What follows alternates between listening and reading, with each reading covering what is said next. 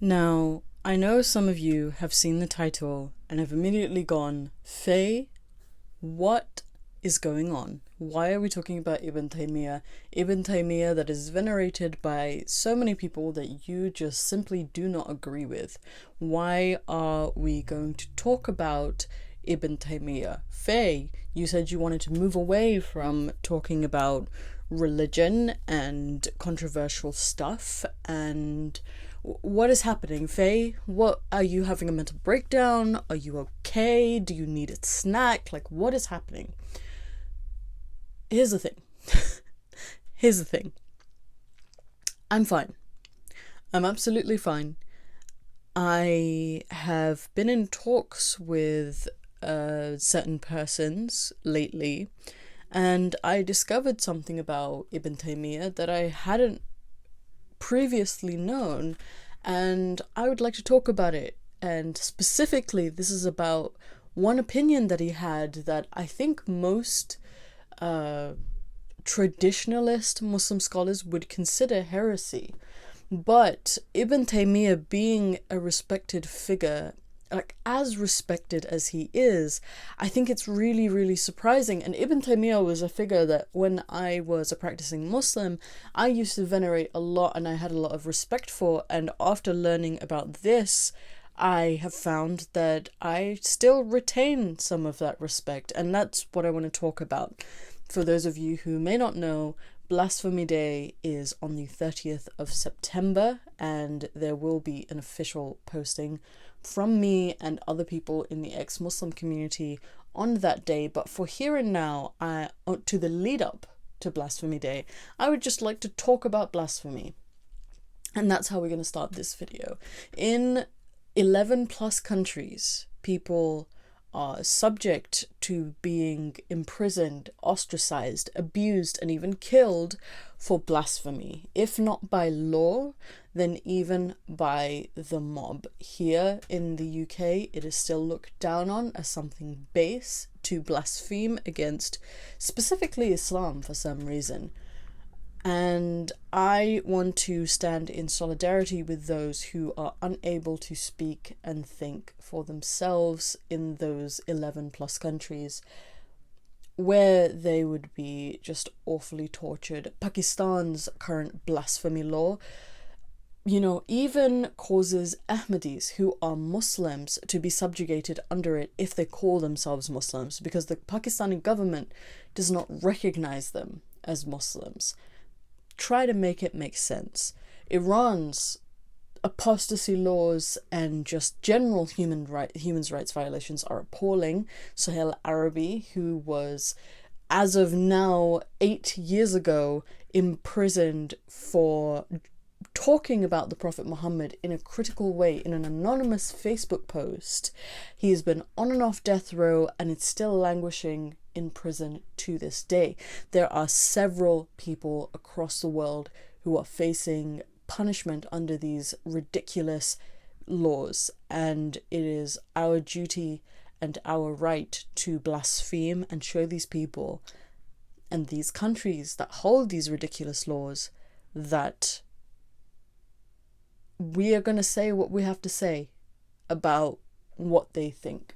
And I would like to talk about Ibn Taymiyyah and the stand that he took by doing his part in heresy, although I don't feel as though that was his intention. I do think that he thought that he was right and that's why he was doing what he was doing.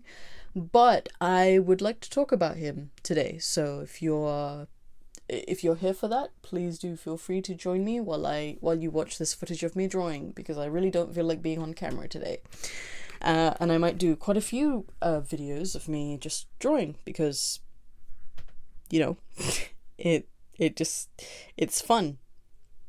So, Ibn Taymiyyah's full name is Taqi ad-Din Ahmad ibn Abd al-Halim ibn Abd al-Salam An-Numayri, I'm trying to read the Arabic, An-Numayri, Al-Harani, which is a very long name, but he is simply known as Ibn Taymiyyah, and he was a Muslim scholar, muhaddith, or someone who collected hadith, a theologian, judge, jurisconsult, and logician. And some would argue he was also a philosopher, and there has been some acknowledgement to also say that he has fought in jihad. He was around in like the 12th century, so he died in 1328 and was born in 1263, so make of that what you will. What I want to talk about specifically is, according to a lot of well-known sources, and he proclaimed himself, Ibn Taymiyyah did not believe that hellfire or Jahannam was an eternal punishment. And this is the first I had heard of Ibn Taymiyyah holding this opinion, because I do feel as though a lot of people would consider this heresy. And actually the articles that I have gleaned this information from are very critical of Ibn Taymiyyah in them because of this opinion that he holds. So I'll be reading directly from them. I'm more than happy to link the articles down below, but I would rather not give them the traffic, so I'll decide on that when I'm editing and uploading.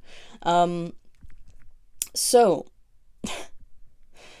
this whole blog, by the way, is called The Reality of Ibn Taymiyyah, so feel free to go over there and check it out. So, in blatant opposition of Quran, Sunnah, and Ijma', or the consensus, Ibn Taymiyyah said in his book, The Refutation of the One Who Affirms the End of Both Heaven and Hell. So he wrote a whole book on the refutation of one who affirms the end of both heaven and hell. Ibn Taymiyyah said, "But the creation of souls that commit evil in the dunya then will only be in torment in the hereafter is a contradiction. The contradiction of divine wisdom and mercy is more apparent in this issue than anything else." In the same book, he said, in which case, the argument for the ending of hellfire is supported by the Quran, the Sunnah, and the statements of the Sahaba or the companions of Muhammad, while the affirmers of its eternality have with them no Quran, no Sunnah, and no statements of the Sahaba. Now, this is clearly a heretical statement because the Quran makes it very, very clear that hell is an eternal destination. But Ibn Taymiyyah decided to take this position because he believed that an eternal hellfire was a contradiction to Allah's mercy that he so greatly claims to have. And this is actually a problem that I have with Islam as well, is just the character of Allah claiming to be this merciful God while also burning people in hell forever. And in this article, he blatantly outright contradicts the Quran, Sunnah, and the Ijma' on an issue that is ma'lum min ad-dini bid-durura, known from the deen by necessity, known by every Muslim scholar or layman. He also claims that the Quran, the Sunnah, and the statements of the Sahaba agree with him and disagree with the hellfire existing forever. Sheikh Abdurrahman Sondalani comments further, "This is the famous Ibn Taymiyyah. He was famous because he was a scholar, fearless, outspoken, wrote a lot of books, and even made jihad or fought in the cause of Allah. However, he said a lot of things against Allah, his Rasul, or his messenger, the blessed family of the messenger, the companions of the Prophet, and the scholars of earlier and later times that caused him to be incarcerated repeatedly until he finally died in prison." But Ibn Taymiyyah has outlived his lifespan through his literature that still contain a lot of his incorrect, according to Islam, beliefs, and those certain individuals who call themselves Salafis that all too often only learn his interpretation of the deen and try to impose it on the rest of the ummah or the Muslim community as a whole as being the correct understanding that the righteous predecessors of the Muslims had. This is why I criticize him the way I do, to raise awareness. At the end of the day, I do not curse him like some do, and I don't say, may Allah have mercy on him like many others do. I simply show people the other face of Ibn Taymiyyah so they won't believe the hype about him being Shaykhul Islam. Laymen as well as scholars already believe hell and heaven are forever. He derived his understanding about their being about there being a difference by one, following his intellect. So this Abdurrahman Sondalani, so these are the things that he is sort of wagering against Ibn Taymiyyah. The first thing is that he accuses Ibn Taymiyyah of following his intellect, which Ibn Taymiyyah himself constantly accused the Sunni theologians for relying on instead of the texts. And the second thing that he holds against him is following the methodology of bypassing the clear-cut muhkamat and relying on the ambiguous mutashabihat. This is the methodology Allah warned us is in the way of those who have deviation and perversion in their hearts in the beginning of Surah Al-Imran. The verses he refers to mention that the people will stay in hell for as long as the heavens and earth remain, except as your Lord wills. This statement, as long as the heaven and earth remain, is a figure of speech, and the Arabs use this to mean forever. The scholars of tafsir disagree about the exception mentioned in the ayah, except as your Lord wills. Al-Imam Ibn al-Jawzi al-Hanbali mentioned 7 meanings for it in his tafsir of the Quran. 1, the exception is in the right of the monotheists that will exist in hell by the intercession. 2, it is an exception that Allah will not do. 3, they will abide in hell forever, but Allah will order the hellfire to consume them until they perish. Then he will recreate them, so the exception is mentioned in reference to that state. 4, the word except, illa, here means besides or siwa. Like if you say in Arabic, if we had someone with us except Zayd, meaning besides Zayd. So the meaning would be they will dwell in it as long as the heavens and earth remain, except the eternity and additional time your Lord wills them to stay. This is the opinion of Al-Farah. 5, when they are resurrected and gathered together, they will be in the conditions of the day of resurrection. So the exception applies to this period of time that they are standing for judgment and reckoning. The exception, so this is number 6, the exception applies to their wailing and crying, except what your Lord wills of other types of torment that has not been mentioned. And 7, that except, or the word illa here means just as kama, just as your Lord wills. Notice that Ibn al-Jawzi did not even mention the possibility of the hellfire ending in all the quotes he brought, but some scholars did mention some weak narrations attributed to some of the Sahaba or the companions of Muhammad that mention the doors of hellfire swinging and there not being anyone inside, like Al-Imam at-Tabari in his tafsir. But even those scholars at the end of the research affirmed that hellfire would not end, and if those narrations applied to anyone, it would be the believers. In conclusion, Sheikh Abdurrahman Sondalani mentions, please note that there are also some places in Ibn Taymiyyah's books where he mentions that hellfire will not end. A Salafi may try to defend him by mentioning that, but at best his statements are contradictory on a clear-cut issue where that is not allowed. Nowhere did he explicitly say that he was of one opinion and changed his mind for us to know that this was his final position. So we are left with his contradictory statements in his book Fana al-Jannah wan-Nar and the statements of his top student Ibn al-Qayyim in Hadi al-Arwa and Shifa al-Alil, and what their contemporaries have affirmed about them on this issue. I have a secondary article. So Shaykh al-Islam Taqi ad-Din as-Subki, who is someone else, on Ibn Taymiyyah's book on hell being non-eternal, he says, the faith of Muslims is that paradise and hell do not perish. Abu Muhammad ibn Hazm, having transmitted scholarly consensus, ijma', on this point and on the fact that whoever denies it is an unbeliever, kafir by scholarly consensus. And there is no doubt of this, for it is necessarily known, meaning things that any Muslim would know about if asked, as part of the religion of Islam, and proof after proof bears it out. Allah, Most High, says, 1. Nay, but whomever earns a wicked deed and is encompassed by his error, those are the inhabitants of hell, abiding therein forever. 2. Verily those who disbelieve and die as unbelievers, and the curse of Allah, the angels, and the people, one and all, is upon them, abiding therein forever. The torment shall not be lightened for them, nor shall they be respited. Whoever of you leaves his religion and dies as an unbeliever, those are they whose works have failed in this world and the next, and those who are inhabitants of hell abiding therein forever. Those who disbelieve, their friends are the evil ones who lead them from light to darkness. Those are the dwellers of hell abiding in it forever. There are some 56 Quranic verses of similar purport, which have been left untranslated for the sake of brevity, mentioning that hell is eternal.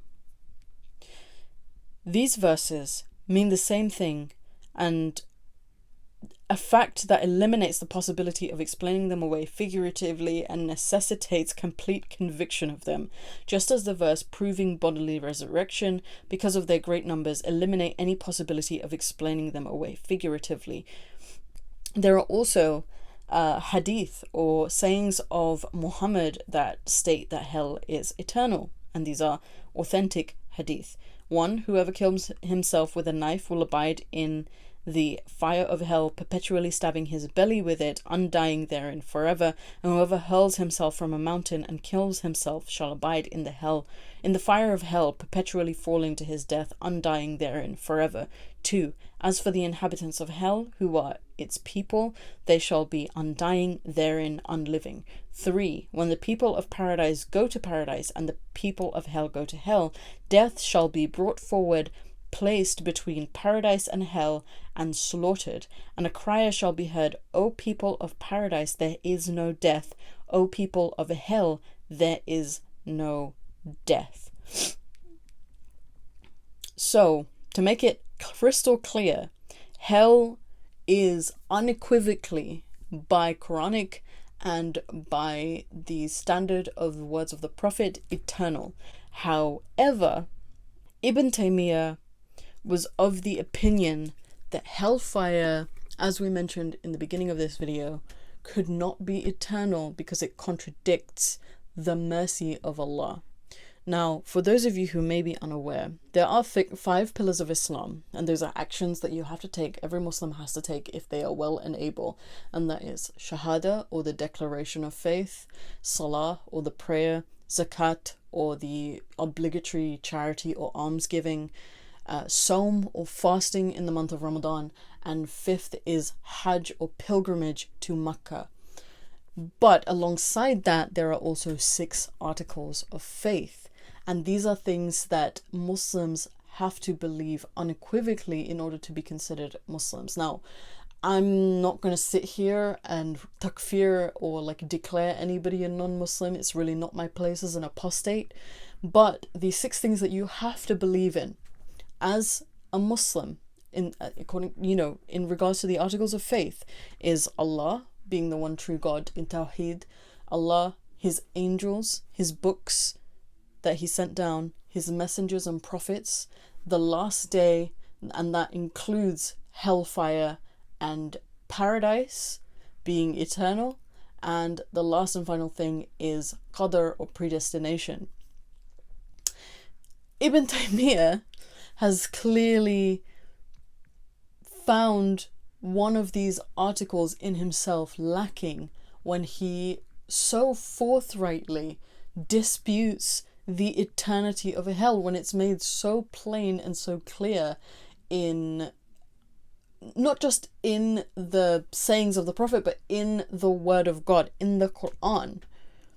And I wanted to highlight that because I deeply respect that someone, even though he was very resolute in his beliefs, was able to think critically in that regard, and he was incarcerated for it, and I'm sure he was tortured for it as well. I can only imagine. It was the 12th and 13th century. I did not think that I would come back to the writings of Ibn Taymiyyah after so many years of not believing in Islam and, moving away from reading scholarly books and stuff like that. But I find myself intrigued by this, and maybe it's just me that finds this interesting, but I think I find it so satisfying that a name as big as Ibn Taymiyyah, who some people would declare is the traditionalist in terms of traditional Islam, is also a heretic. Thank you for tuning in and watching this video.